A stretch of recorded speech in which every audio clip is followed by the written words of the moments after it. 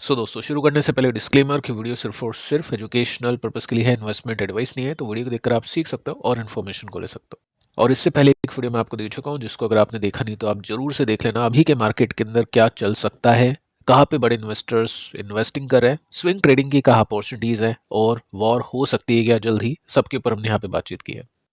Start करते हैं US के बाजार के साथ में, फिर और कुछ इंटरेस्टिंग कंपनीज के स्टॉक्स को चेक करेंगे। देखिए, डाउ जोन्स अभी के समय 300 पॉइंट्स की तेजी में है। नेस्डेक के अंदर भी तेजी है 1.23% की। और फैंग को देखने चले तो यहाँ पे भी 1.25% का जंप है। यानी यूएस के मार्केट अच्छा परफॉर्म कर रहे हैं। लेकिन दोस्तों, प्रॉब्लम यहाँ पे ये है कि मार्केट के अंदर दो बातें यहाँ पे हो रही है कि या तो यूएस अटैक कर सकता है ईरान को, या फिर बातों से ही प्रॉब्लम सॉल्व होगी। लेकिन जैसा मैंने आपको पिछले वीडियो में डेटा दिया है कि एनालिस्ट बताने की कोशिश कर रहे हैं कि जल्द ही वॉर हो सकती है। साथ में कुछ और आर्टिकल्स आपके सामने रखने की कोशिश करूंगा, जिसके अंदर आप देख सकते हैं कि यहाँ पे काइनेटिक एक्शन लिया जा सकता है अगले कुछ हफ्तों के अंदर। यूएस जो आर्मी है वो प्रिपरेशन कर रही है ईरान मिलिट्री ऑपरेशन के लिए। अब इसको थोड़ा सा डिटेल में मैं आपको बता देता हूँ। यहाँ पे आप सिंपली नोट कर सकते हैं कि यूएस और इजराइल दोनों प्रिपेयर करें साथ में स्ट्राइक करने के लिए, वॉर करने के लिए अगेंस्ट ईरान। साथ में देखिए, कुछ न्यूज़ चैनल्स है जिनकी तरफ से बताने की कोशिश की जा रही है कि ये जो अटैक है वो लिमिटेड नहीं होगा। ऐसा नहीं है कि एक अटैक कर दिया, कुछ मिसाइल वगैरह दाग दी, वो नहीं होगा। यहाँ पे लार्ज स्केल मिलिट्री ऑपरेशन देखने को मिल सकता है, जो कि चलेगा कुछ हफ्तों तक। ठीक है, आगे चलते हैं और यहाँ पे देख लेते हैं। और डेटा ये बताने की कोशिश करा है कि यूएस ने इंक्रीज कर दी है अपनी मिलिट्री प्रेजेंस मिडिल ईस्ट में। डिप्लॉय किए हैं काफ़ी सारे फाइटर जेट्स, यहाँ पे नंबर मेंशन नहीं है, लेकिन 50 से ज़्यादा फाइटर जेट यहाँ पे डिप्लॉय कर दी है। तो ये सिग्नल कर रहा है कि सीरियस प्रिपरेशन यहाँ पे चल रही है और कुछ सीरियस एक्शन हो सकता है। देखो, ट्रम्प है, लास्ट टेन्योर है उसका, और वो कुछ भी कर सकता है।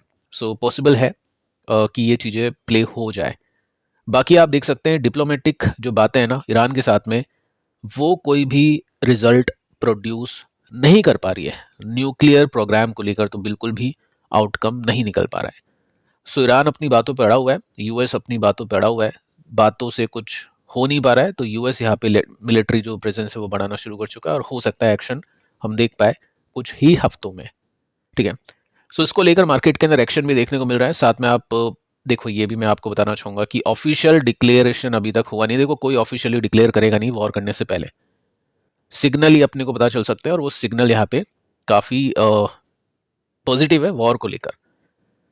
अब देखिए, एक्शन मार्केट के अंदर होना शुरू हो चुका है। जब भी वॉर होती है मैं आपको बता चुका हूँ कि क्या क्या चलेगा, क्या गिरेगा, इंडिया के ऊपर कैसे इम्पैक्ट होगा। पिछले कुछ वीडियोस में अपन बातचीत कर चुके हैं। गोल्ड का रिएक्शन आना शुरू हो चुका है, 2-3% की तेजी है, 5,000 पर वापस से पहुंच चुका है। और सिल्वर की बात करें तो यहाँ पे 6% की तेजी यहाँ पे सिल्वर के स्पॉट प्राइस के अंदर भी देखने को मिल रही है। और ये तो जब है जब वॉर अभी तक हुई नहीं है, लेकिन चांसेस हैं अगर हो जाती है तो यहाँ पे डेफिनेटली कुछ ब्रेकआउट्स हम देख सकते हैं। फिलहाल कोई ब्रेकआउट नहीं है। फिलहाल तो पैटर्न काफ़ी कमज़ोर है, जिसमें आप सिंपली देख सकते हैं जो रेसिस्टेंस है वो नीचे शिफ्ट कर रहा है। इसका मतलब क्या है, ब्रेकडाउन होने के चांसेस काफ़ी हैवी है। वॉर अगर नहीं होती है तो पैटर्न काफ़ी वीक है, और वॉर हो जाती है तो यहाँ पे स्ट्रॉन्ग ब्रेकआउट्स भी मिल सकते हैं। एफ की सिचुएशन को देख लेते हैं। यहाँ पे 1,000 करोड़ के आसपास की बाइंग की है। हम अज्यूम करके चल सकते हैं कि आईटी से माल बेचा है, और बाकी जो कैटेगरीज है, जो सेक्टर्स हमने देखे उनकी बाइंग है उसके अंदर। डेटा सेंटर वाली कंपनीज भी आज उछली है, हो सकता है एफ ने वहाँ पे इन्वेस्टमेंट किया हो। अब दोस्तों आते हैं कुछ कंपनीज के ऊपर जो कि आज के मार्केट के अंदर काफ़ी एक्टिव थी। बहुत इंटरेस्टिंग पैटर्न यहाँ पे बने हैं, सीखने के हिसाब से अपन यहाँ पे देखने वाले हैं चीज़ों को। आईटीसी 2% की तेजी बनी, और इसमें जैसा कि मैं आपको बता चुका हूँ कि ये जो कंपनी है इस लेवल पर 11 के पी पर 4% की डिविडेंड यील्ड पर 4 लाख करोड़ के मार्केट कैप पर बहुत वैल्यू बाइंग का अट्रैक्शन इन्वेस्टर्स को दे रही है। ठीक है, और इसमें हम चेक कर लेते हैं एक और कंपनी जिसका नाम है गॉडफ्राई फिलिप। यहाँ पे तो 20% स्टॉक ऊपर चला गया। इसके लिए मैं आपको बता चुका था कि यहाँ पे ग्रोथ ज़्यादा आएगी। आईटीसी के कंपैरिजन में यहाँ पे डिविडेंड यील्ड कम है, लेकिन जो ग्रोथ है स्टॉक का, जो प्राइस अप्रिशिएट करता है वो ज़्यादा करेगा। अब देखो, रीज़न क्या है इसके पीछे का। आईटीसी और गॉडफ्राई फिलिप स्टार्ट कर चुके हैं ऊपर जाना, क्योंकि दोनों कंपनीज ने प्राइस हाइक की है। अब देखो, प्राइस हाइक मैटर करती है, लेकिन उससे ज़्यादा मैटर करता है कि कोई ब्रोकर आके ये बोल दे कि स्टॉक तो बहुत ऊपर जाने वाला है, तो यूबीएस ने आज इसको बाय करने की रेटिंग दी है। अब जैसा कि कल हमने स्टडी की थी और मैंने आपको एक डेटा दिया था जिसके अंदर आप सिंपली नोट कर सकते हैं कि पहले जो इम्पैक्ट हो रहा था इनके ऊपर 8 से लेकर 15% का हो रहा था डैमेज एबिट पर, मार्जिन्स पर, और अभी ये जो प्राइस इंक्रीज किया है सिग्निफिकेंटली, इसकी वजह से 2% का ही डैमेज यहाँ पे होगा। साथ में देखो मैं आपको ये बता देता हूँ कि आईटीसी का स्टॉक कम चला है गॉडफ्राई के कंपैरिजन में, क्योंकि गॉडफ्राई की जो प्राइस है ना वो ज़्यादा इंक्रीज करी है।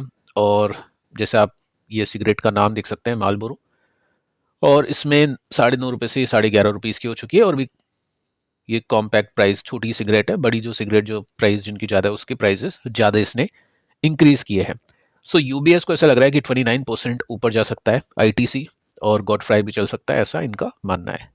साथ में आईटीसी की भी एक न्यूज़ आई है जिसमें 10 बजे के आसपास की न्यूज़ है कि आईटीसी के लिए मार्केट एक्सपेक्ट कर रहा है कि प्राइस बढ़ सकती है सिगरेट्स की 20 से लेकर 40% तक। सो यूबीएस ने कहा है कि इसको खरीदो।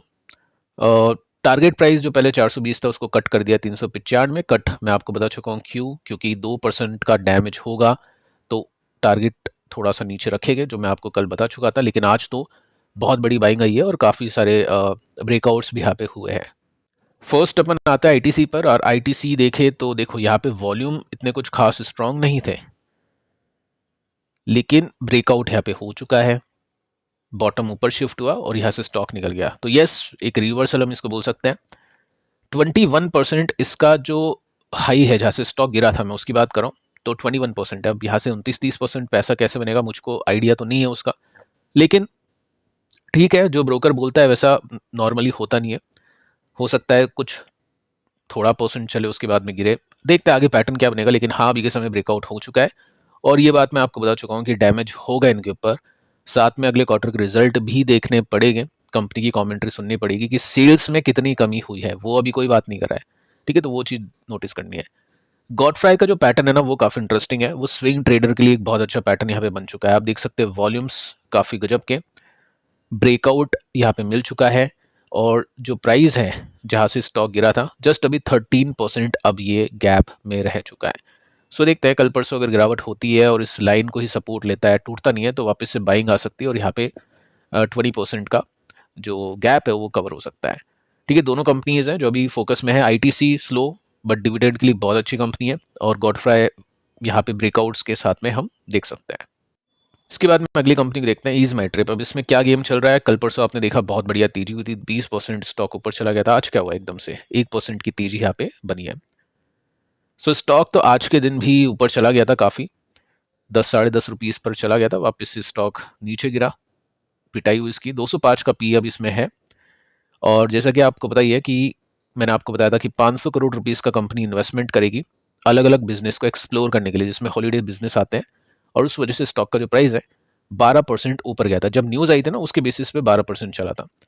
उसके बाद में पिछले 3 ट्रेडिंग सेशंस में 60% ऊपर जा चुका है। लेकिन क्वेश्चन ये बनता है कि क्या 500 करोड़ रुपीस का इन्वेस्टमेंट कंपनी को इतना मुनाफा देगा जिस वजह से कंपनी का स्टॉक ऑल टाइम हाई पे पहुंच जाए, वो क्वेश्चन बनता है, उसको चेक करते हैं। सो कंपनी की जो ऑल टाइम हाई की सेल्स है वो है तकरीबन 600 करोड़, अभी सेल्स घट के हो चुकी है 523 करोड़। अब 200 का पी है वो सेल्स के बेसिस पे नहीं है, वो प्राइस टू अर्निंग के बेसिस पे है। तो इसकी अर्निंग्स अगर हम देखें तो वाई एन वाई बेसिस पे तो कंपनी नुकसान में है, लेकिन अभी कुछ क्वार्टर में प्रॉफिट आया, तो क्यों उनकी बेसिस में, मतलब क्वार्टरली बेसिस पे कंपनी का जो पी है अभी 200 का दिख रहा है, जो कि पहले नहीं दिख रहा था। स्टिल यहाँ पे प्रॉफिट ऑल टाइम हाई पे था 2023 के मार्च क्वार्टर में, और वो था 134 करोड़ का। तो 134 करोड़ से 17 करोड़ का नुकसान। अब 17 करोड़ से पहले प्रॉफिट, उसके वाई एन वाई बेसिस के प्रॉफिट, उसके बाद में फिर वो 10, 20, 30, 40, 50 ऐसे करके 130 करोड़ का प्रॉफिट। अब ये सिर्फ 500 करोड़ रुपीस के इन्वेस्टमेंट से पॉसिबल है क्या? मेरे हिसाब से तो नहीं है, लेकिन हाँ 500 करोड़ का इन्वेस्टमेंट अगर इन्होंने सही कर दिया तो डेफिनेटली हो सकता है 30 करोड़ का, 50 करोड़ के प्रॉफिट पर कंपनी पहुंच जाए। तो उसके बेसिस पे अपने को चीज़ों को देखना है। प्रमोटर को पता होता है कि हम ये इन्वेस्टमेंट करेंगे, हम वो इन्वेस्टमेंट करेंगे, लेकिन प्रमोटर ही आप देखोगे ना तो कंटिन्यूसली, ये क्यों उनके बेसिस का डेटा है, पिछले कुछ क्वार्टर से माल बेचते जा रहे हैं। 50% हो गया, 64 से उसके बाद में 48 हो गया, 47 हो गया। सो 47.72% के स्टेक है। सो प्रमोटर पहले स्टेक बढ़ा था, बट हुआ नहीं ऐसा। वो सब चीज़ें अपने को देखनी है। मैं ऐसे नहीं कह रहा हूँ कि स्टॉक चलेगा, नहीं चलेगा, जस्ट डेटा अपन चेक करें। नॉन इंस्टीट्यूशनल इन्वेस्टर्स, इसका मतलब पब्लिक है ये। पब्लिक ने इंक्रीज़ किया अपनी होल्डिंग्स को, और एफआईज ने देखो डिक्रीज़ किया। अब एफआईज का पता नहीं है, अब इंक्रीज़ कर रही होगी शायद, अभी जो बाइंग हुई है एफआई की हुई होगी। लेकिन ये सोचना कि स्टॉक यहाँ से 100 जो भी कुछ प्रॉफिट था यहाँ तक पहुँच जाएगा, वो इम्पॉसिबल है, वो बेवकूफ़ी है सोचना। लेकिन ये जो पुल बैक है, अब ये कितना चलेगा वो देखना काफ़ी इंटरेस्टिंग है, क्योंकि एक लाइन ब्रेकआउट तो इसमें मिल चुका है और वॉल्यूम्स भी काफ़ी अच्छे थे। अब देखो चीज़ों को कैसे देखना होता है।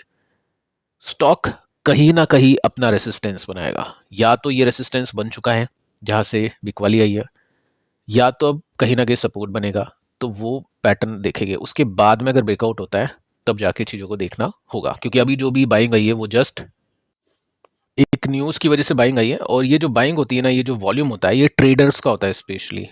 तो इन्वेस्टर्स के कंटिन्यूसली बाय करेंगे, उसके लिए कंटिन्यूसली एक दो ब्रेकआउट होगा, तब हम कह सकते हैं कि चलो यार, ये जो डाउन ट्रेंड का पैटर्न था अब जाके अप ट्रेंड में शिफ्ट हो चुका है। सो उसके लिए थोड़ा सा वेट एंड वॉच यहाँ पे करना होगा। सो फिलहाल दोस्तों, इस वीडियो में इतना ही। पिछले वीडियो को आप जरूर से देख लेना। मिलते हैं कल, तब तक के लिए शुभ रात्रि।